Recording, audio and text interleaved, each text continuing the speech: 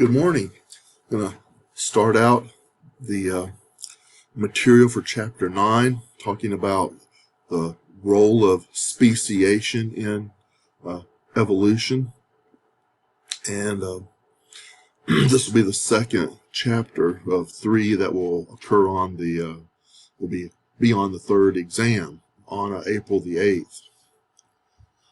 So the first slide here is kind of a introduction of all the different processes that can occur to lead to the formation of a new species. So the definition of speciation is the formation of a new species, a different type of organism, through a variety of different evolutionary processes, most of which we have talked about or we will talk about in this chapter.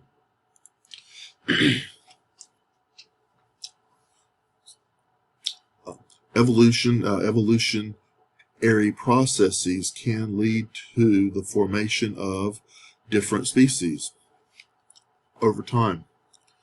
We have mentioned with our discussion in Chapter 6 of homologous and analogous structures, divergent and convergent evolution.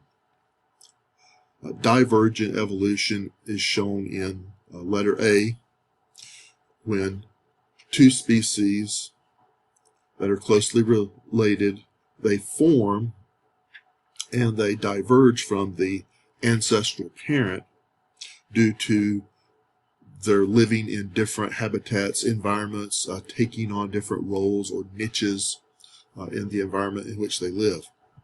So that divergence, if you will, is a way in which two species could, or even more, could potentially form by living in different environments or taking on different roles or niches within the environment they live. Letters B and C are types of convergent evolution. Convergent evolution is shown more commonly in letter B than C. In letter B, you have two different ancestral species that aren't necessarily closely related, and through their development over time in similar environments, or even in taking on similar niches, different, similar roles, they develop similar structures and similar features, morphological, physiological, behavioral. So they tend to be similar in their appearance and behavior, if you will. We think of things that live in the ocean, birds like penguins, fish like sharks, even mammals like dolphins and whales, and their streamlined bodies as being a type of convergence. Letter C, parallel, is called parallel evolution. Notice how the lines are parallel to one another. That's kind of a hard type of convergent evolution to discuss, and the primary example that I found was the comparison of marsupial mammals, those that lack a placenta, with those that are placental. So when we get to that slide, I will talk about letter C, which is called parallel evolution. I'll talk about it a little bit more. Okay, so divergent evolution is often referred to when one ancestral species diverges, if you will, into different habitats, different environments, and two or more species result from the divergence into different environments, habitats, or divergence into different niches. So the mammoth or the mastodon, the Asian and African elephants would be examples of divergent evolution. The different species of canines and felines, dogs, foxes, wolves, and then cats would be examples of divergent evolution. Homologous structures are always considered to be examples of divergent evolution.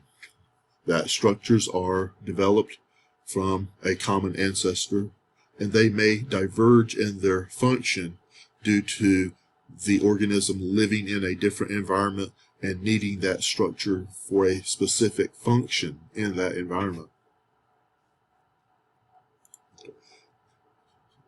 As I said, the canine group of mammals, in particular different species of foxes, would be an example of divergent evolution, developed from a similar common ancestor, but divergence has occurred and led to different species based upon the environment in which the animals live.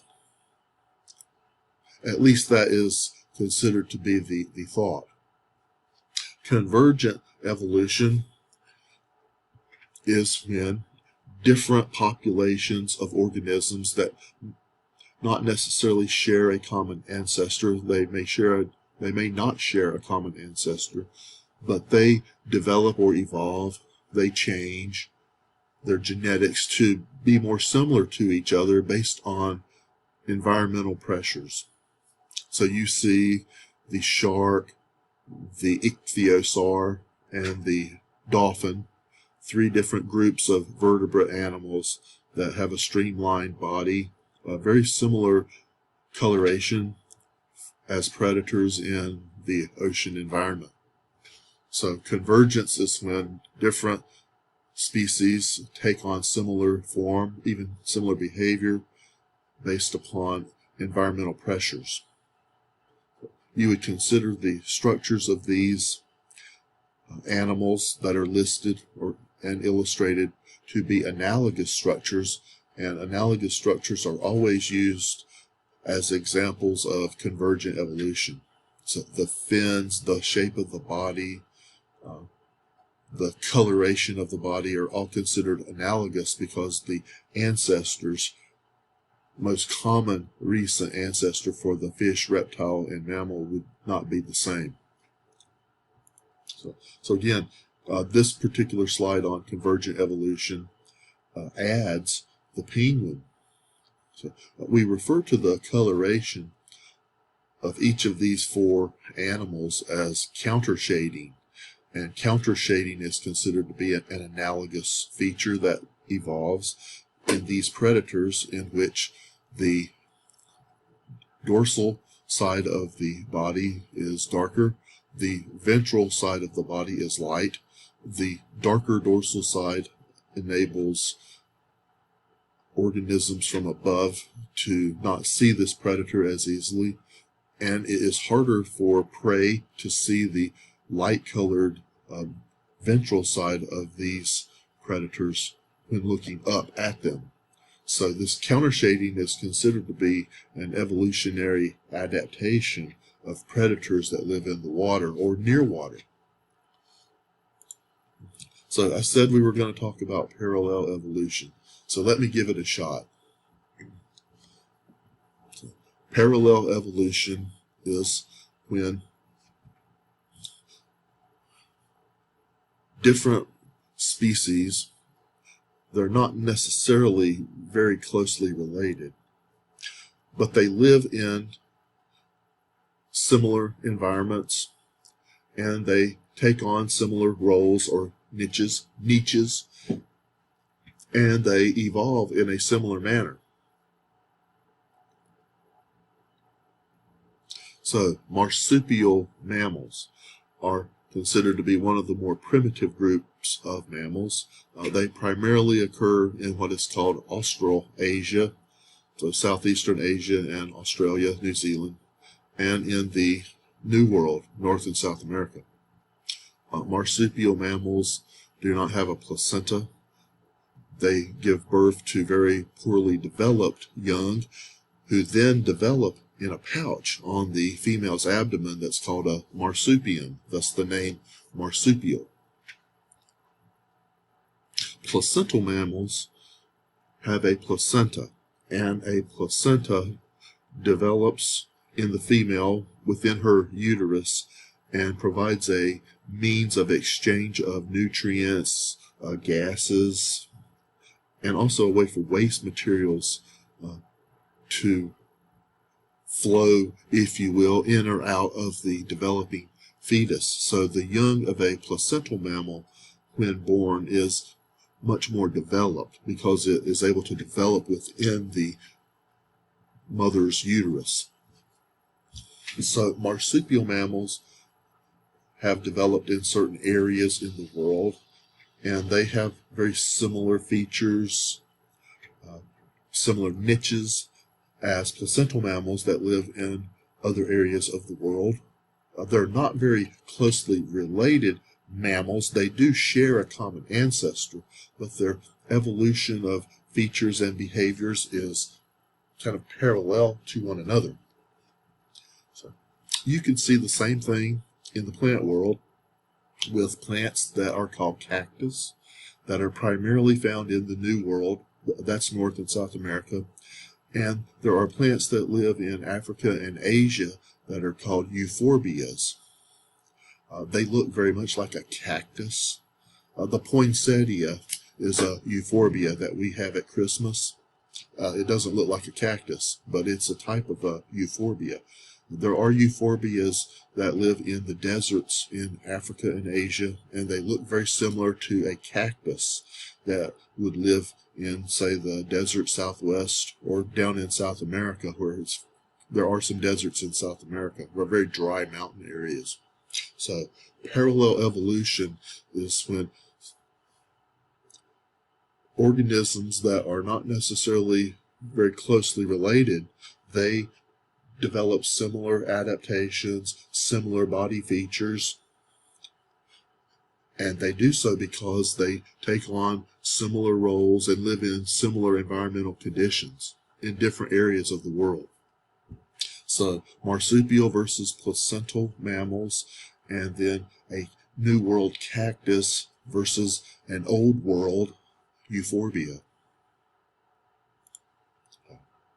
This last slide for this part 1 on the different types of evolution that can result in different types of species is just an illustration of some of the similarities that exist in the forms of placental mammals and marsupial mammals. So the numbat or banded anteater has a similar niche as the giant anteater that is found in South America. The ocelot that is found in Central and South America, and maybe even into Arizona in the Southwest, is similar in form and niche as the tiger cat. The wombat, which is a marsupial mammal, has a similar niche as does the groundhog that we may have. You've noticed it for Groundhog Day in February. So there is a similar Tasmanian wolf, similar to wolves that you maybe have seen in a zoo. So placental and marsupial mammals, there are numerous examples of them that one looks very similar in appearance and its role in its environment as the other. So that kind of finishes up this first topic in speciation. The second topic that we're going to talk about is different means of speciation or mechanisms, allopatric, sympatric speciation. And then the third video to end up this chapter is ways that a species can maintain its identity once it has formed, called reproductive isolating mechanisms. So I'll talk to you soon. Take care and bye.